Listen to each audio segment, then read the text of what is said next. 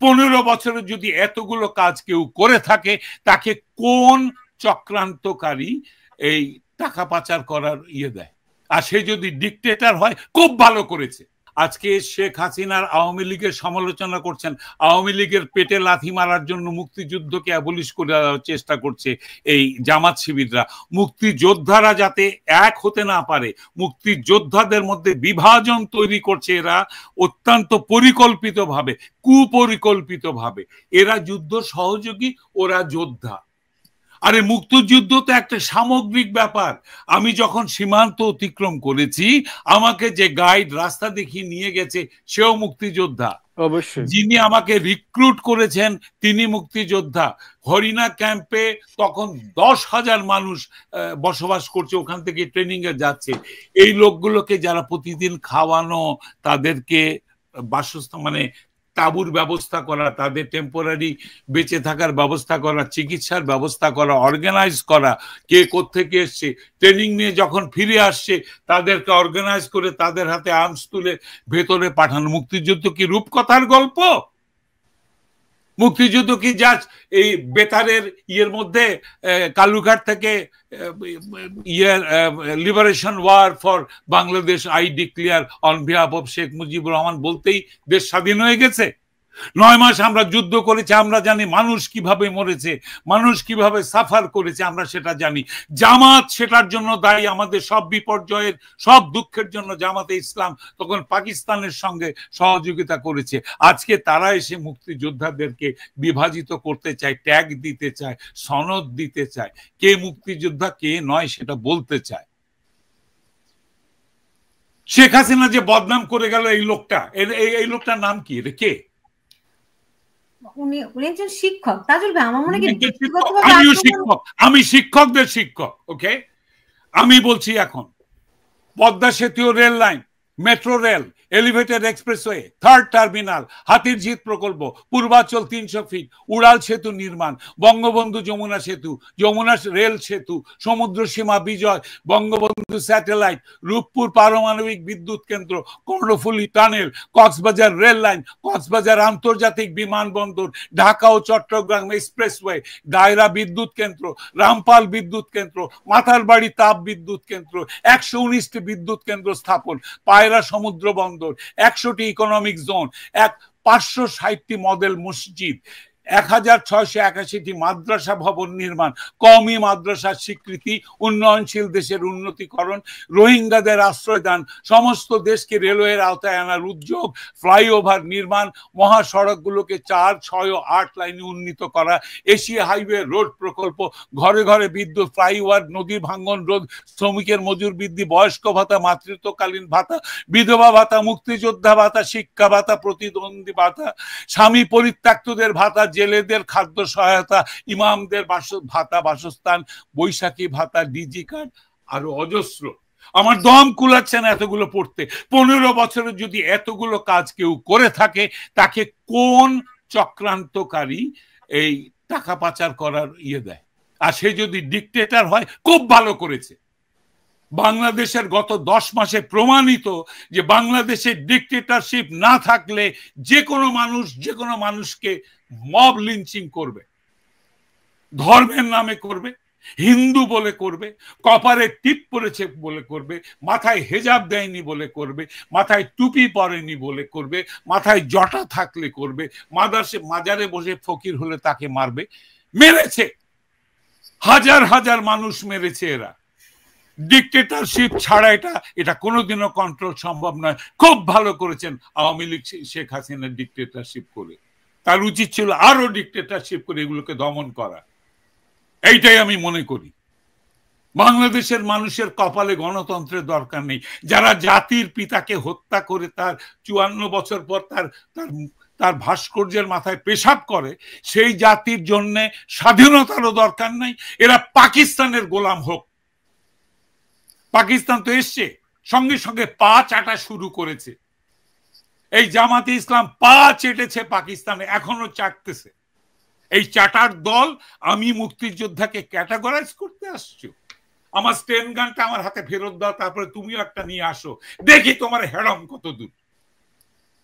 আমি 72 বছর আসো যুদ্ধে, আমি 72 বছরের যুদ্ধ করব, give me my arms back.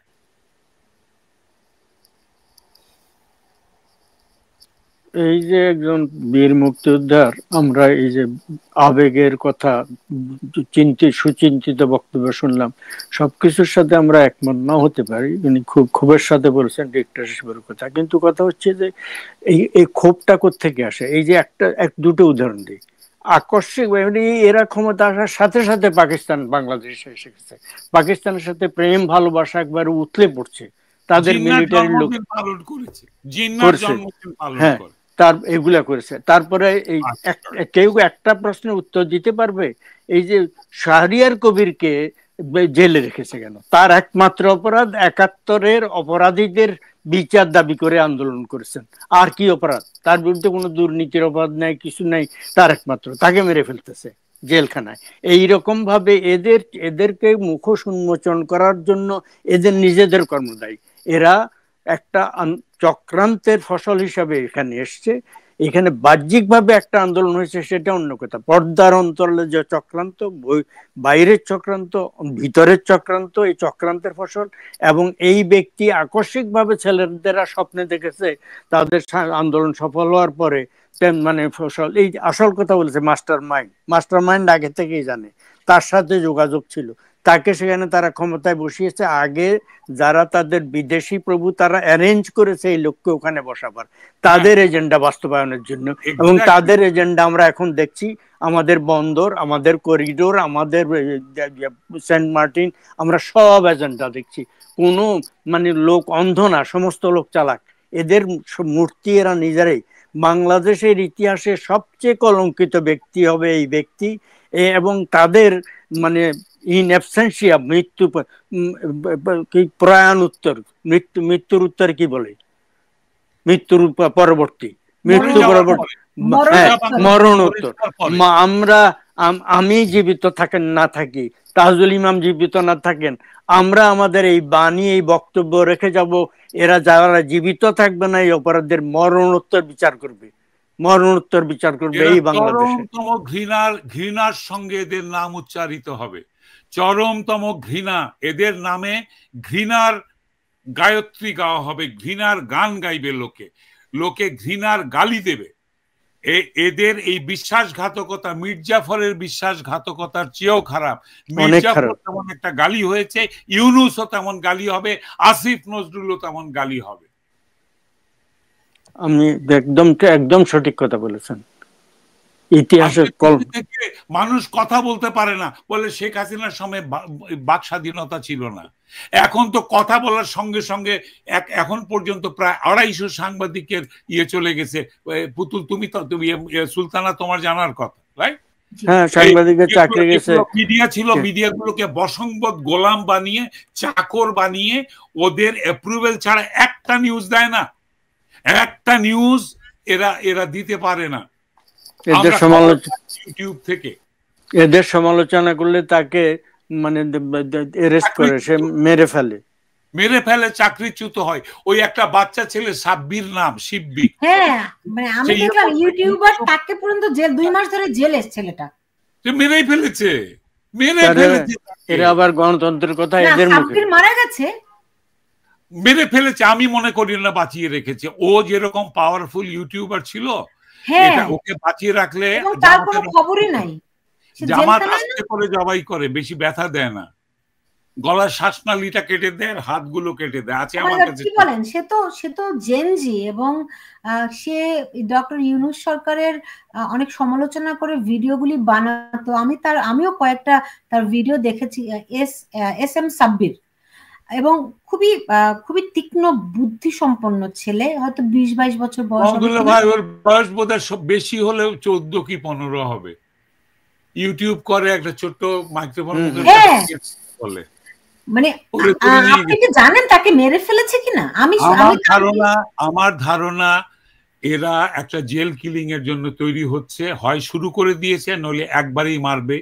এর মধ্যে গায়ক, গায়িকা, অভিনেতা, এই যে অভিনেতার বাড়ি পুড়িয়ে দিয়েছে, ইউটিউবার, ব্লগার যারা লেখে, যাদেরকে ধরেছে, এদেরকে এরা ছাড়বে না। ওরা একবারেই কাজ সেরে দিবে, যেভাবে ওরা 4 নেতাকে জেল কিলিং করেছিল আরেকবার করবে।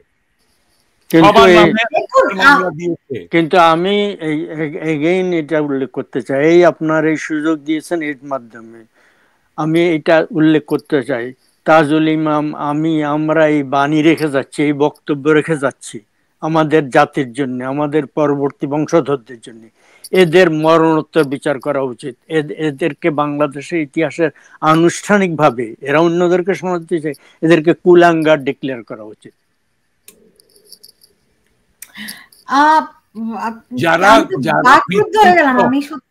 জাতির পিতৃত্ব যারা অস্বীকার করে, জাতির অভ্যুদয় যারা অস্বীকার করে, জাতির মহান মুক্তিযুদ্ধের ত্যাগকে যারা ঠাট্টা মশকরা করে, তাদেরকে কুলাঙ্গার বললে তারা বলবে যে কুলাঙ্গারটা একটা মেডেলে লিখে দাও, লিখে ভুলাবো, বিকজ তারা জানি শরমহীন, তাদের কোনো শরম নাই, লজ্জা নাই, আত্মসম্মান বোধ নাই, কোন রকমের কি বলে আত্মসচেতনতা নেই, দেশের প্রতি কোনো দরদ।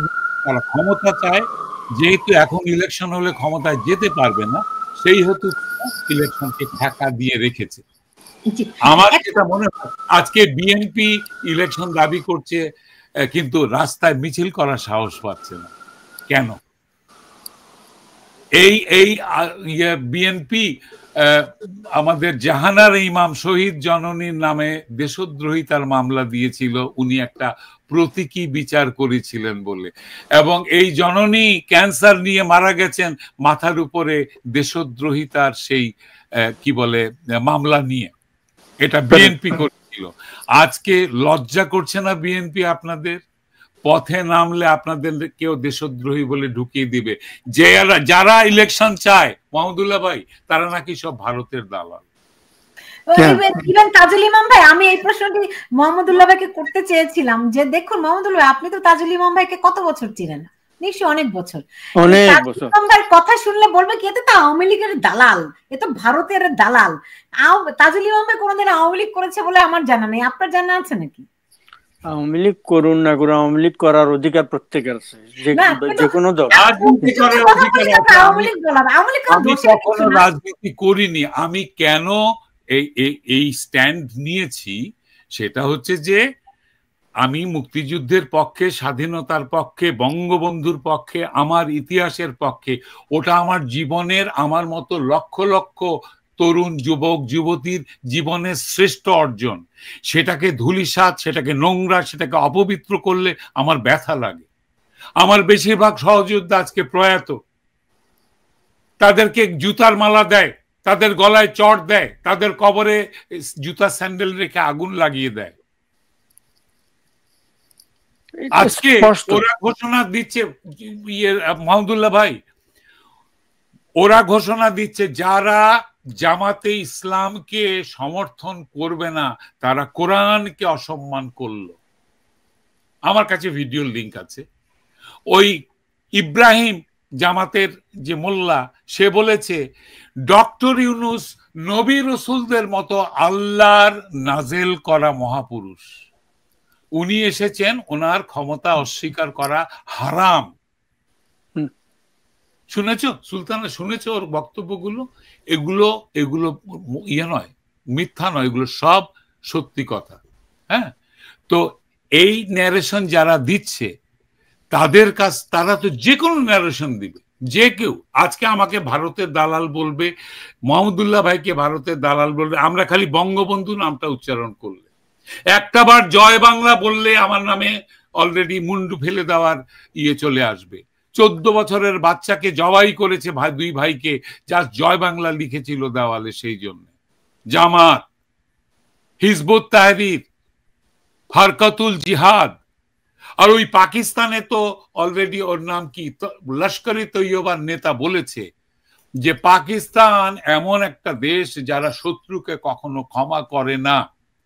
আমরা তার নিদর্শন पिछली साल में हम लोग बांग्लादेश में ये दिखा दिया है। আমরা প্রমাণ করেছি বাংলাদেশে গত বছর যে পাকিস্তান কখনো প্রতিশোধ নিতে ভোলে না। লস্করে তৈয়বা, আর এই লস্করে তৈয়বার যারা অনুসারী, যারা ফলোয়ার, তারা আজকে মুক্তিযোদ্ধাদের ক্যাটাগরিজ তৈরি করছে, তারা ন্যারেশন দিচ্ছে, মুক্তিযোদ্ধাদের কি বলবো এটাকে ব্যাখ্যা দিচ্ছে যে কারা মুক্তিযোদ্ধা কারা নয়। গোটা জাতি মুক্তিযোদ্ধা ছিল। যারা ভাতা খাচ্ছি আমরা, হ্যাঁ আমরা হয়তো রাইফেল SLR নিয়ে গ্রামে গঞ্জে পথে প্রান্তরে যুদ্ধ করেছি, হ্যাঁ আমরা তো ভাতাটা পাচ্ছি সোলজার হিসাবে, we are the first soldier.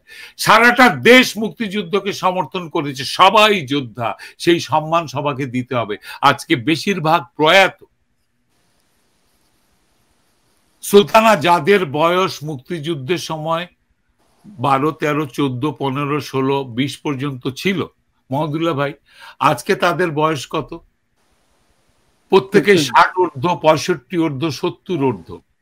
অবশ্যই অবশ্যই তাদের জেনারেশন তো চলে গেছে, চলে যাচ্ছে। এই চলে যাওয়ার বিদায় ক্ষণে আমাদেরকে এভাবে অপমান করে, জাতিকে অপমান করে, ইতিহাসকে যদি অপমান করে, তাহলে আরেকটা জেনারেশন তো আসবে। ওরা জেনজি নয়, ওরা জেনারেশন আলফা। ওরা জেনারেশন আলফা এসে তোমাদের মুখে থুতু দেবে, থুতু ফেলার জন্য একটা ঘৃণা চক্র তৈরি করবে, যেখানে ইউনূসের নাম লেখা থাকবে, যেখানে এইসব চক্রান্তকারীদের নাম লেখা থাকবে। আপনারা বন্ধ করেন এগুলো, এগুলো টিকবে না। কালকে ইলেকশন হলে সব উল্টা যাবে, সব মামলা হবে। আর আমি ইয়েকে বলতে চাই, আজকের এই অনুষ্ঠানের শেষ মুহূর্তে এসে বিএনপিকে বলতে চাই যে আপনারা যদি মনে করেন যে স্যার স্যার স্যার আমাদেরকে স্যার ইলেকশনটা দেন, স্যার কোনোদিনও দিবে না। কারণ উনি এসে ক্ষমতায় থাকতে, উনি ইলেকশনে বিশ্বাস করে না, ইলেকশন করে আসে নাই। ইলেকশন তো করে লোকে ক্ষমতায় যাওয়ার জন্য। ওরা তো ক্ষমতায় আছে, তিনি আছেন, তার জামাত আছে। তাহলে এরা ইলেকশন দিয়ে বিপদে কেন পড়বে? ছিনিয়ে আনতে হবে, পথে নেমে আসেন। আপনারা তো রাজনীতি করার লোক, আপনার তো সিজন লোক, যেমন ভাবে উৎপত্তি হোক আপনাদের, দীর্ঘ সময় আওয়ামী বিরোধী আন্দোলন এগিয়ে আসেন, পীরের মতো এগিয়ে আসেন, দেশের জন্য এগিয়ে আসেন, শুধু ক্ষমতা দখল করে চাঁদাবাজি করার জন্য না। শেষ করব তাজুল ইমাম ভাই, আমি সরি যে আপনি খুবই মানে আহত হয়েছেন। আপনাকে আঘাত দেওয়াটা আমার কখনোই কাম্য নয়। আর তবে আমি চাই আপনি সুস্থ থাকেন, আপনি আমরা প্রার্থনা করি। জি, আপনাকে এই সময়ে বাংলাদেশের অনেক দরকার। প্রতিদিন মৃত্যু হচ্ছে, আমার অন্তরে ভিতরে মরে যাচ্ছে আমি বাংলাদেশের এই অবস্থা দেখে। সত্যি মরে যাচ্ছি, মানুষের ভণ্ডামি দেখে মরে যাচ্ছি, মানুষের সঠতা দেখে মরে যাচ্ছি। প্রত্যেক দেশপ্রেমিকের এই অবস্থা, দহন খরণ। তো আপনি কিন্তু বেশি করে পানি খাবেন, একটু রেস্ট নেন প্লিজ, আপনার জন্য। জি, আপনার কিন্তু গলাটা ভেঙে গেছে তাজুল ইমাম ভাই, আপনি যদি এত এক্সাইটেড হন, আপনি আমি মিথ্যা ভণ্ডামি অনেস্টলি বলি, কেউ যদি আজকে এখানে যদি জামাতের আমির এসেও বসতেন, হ্যাঁ, উনি যদি সত্যি কথা বলতেন, আমি এত খেপতাম না। এই লোক সে মিনমিন মিনমিন করে আতলামি করছে। আমি শিক্ষকদেরকে আর সম্মান করিনি, কারণ ইউনূসও শিক্ষক ছিলেন। উনি দরিদ্র শোষণ করেন, দরিদ্র মানুষদেরকে রক্ত চুষে খান। কাজে শিক্ষক হলেই ফেরেশতা, ওটা আর আমি বিশ্বাস করি না। উনি এখানে ন্যারেশন দিতে এসেছেন। ওকে, ঠিক আছে, তাহলে আপনার কাছে যে আপনার সামনে আমাকে এরকম ক্রোধের বহিঃপ্রকাশ করতে হয়েছে, এটা হয়তো শিষ্টাচারের বহির্ভূত, ডেফিনিটলি এটা, কিন্তু আমি নিজের ক্রোধ সম্বরণ করতে পারিনি। আমি এই সকাল থেকে আমি এই কষ্টে ভুগছি। আর সুলতানা, তুমি আমাকে ডেকে নিয়েছো, এই জন্য তোমার কাছে কৃতজ্ঞতা, যে এই কথাগুলো বলে অ্যাটলিস্ট আজকে রাত্রে হয়তো আমি ঘুমাতে পারবো। আমিও এই সুযোগ পেয়ে আমিও কৃতজ্ঞ যে কথাগুলো বলতে পারছি। এই যে স্বাধীনতা বিরোধী, মুক্তিযুদ্ধ বিরোধী, ৭১ বিরোধী, বিদেশি চর, অনুচর, কুলাঙ্গাররা, জাতীয় শত্রুরা, এদের যে মুখোশ উন্মোচন তারা নিজেরা করছে, আমরা সেটা ব্যাখ্যা করে জনগণের সামনে, শ্রোতাদের, দর্শকদের সামনে তুলে ধরা, এটা আমাদের কর্তব্য।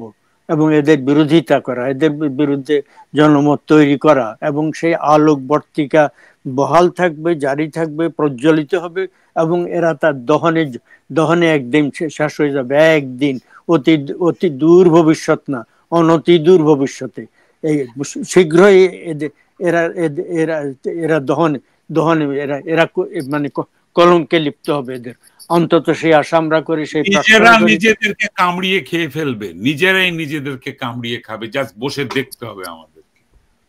নিজেরা নিজের আত্মঘাতী হবে এরা, একে অন্যকে মেরে ফেলবে, কারণ এতখানি গভীর স্বার্থপর এরা, ক্ষমতার লোভ।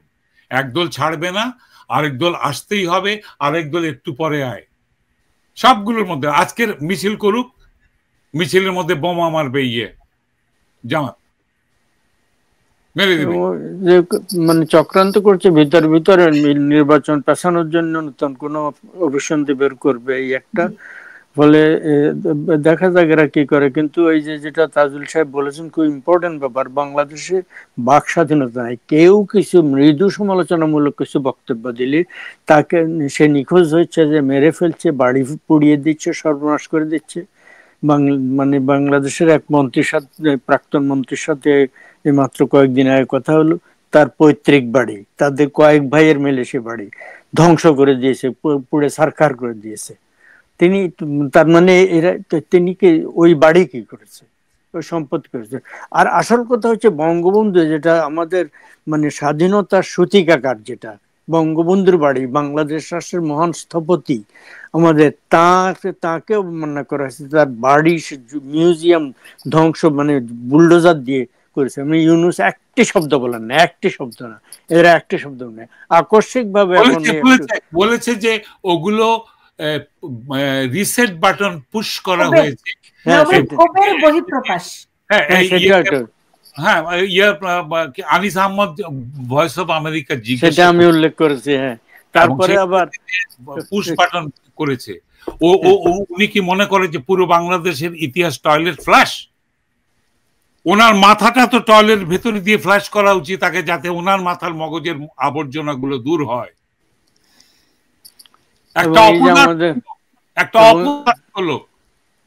এবং আমাদের যে ভাইরা মুক্তিযুদ্ধের পক্ষে লন্ডনে আছেন, ব্রিটেনে আছেন, তারা ব্রিটেনের রাজা চার্লস তাকে যে এখন পদক দিতে সেখানে নিমন্ত্রণ, আমাদের ভাইদের উচিত বাকিংহাম প্রাসাদের সামনে গিয়ে মানে শান্তিপূর্ণ প্রতিবাদ করা, ওইখানকার পত্র পত্রিকায় লেখা, ওদের ওখানকার মানে পার্লামেন্টের লোকদের কাছে, সদস্যদের কাছে প্রতিবাদ জানানো, এবং কিথ স্টারমার দেশের প্রধানমন্ত্রী, তার কাছে প্রতিবাদ জানানো। 10 তারিখের মধ্যে করতে হবে সেটা, এটা করা উচিত। যার যেখানে যোগাযোগ আছে, আপনার শ্রোতাদের মধ্যেও কেউ যদি যোগাযোগ থাকে, আমরা আশা করব তারও তাদের যোগাযোগের ভিত্তিতে আবেদন জানাবেন, অনুরোধ করবেন, অর্গানাইজ করার চেষ্টা করবেন। তাকে এটা করার ডিসিশন নিয়েছে, ফেরত আসবে না, কিন্তু প্রতিবাদ একটা হওয়া উচিত তার বিরুদ্ধে, সেখানে তীব্র প্রতিবাদ হওয়া। আমি ভণ্ড লোক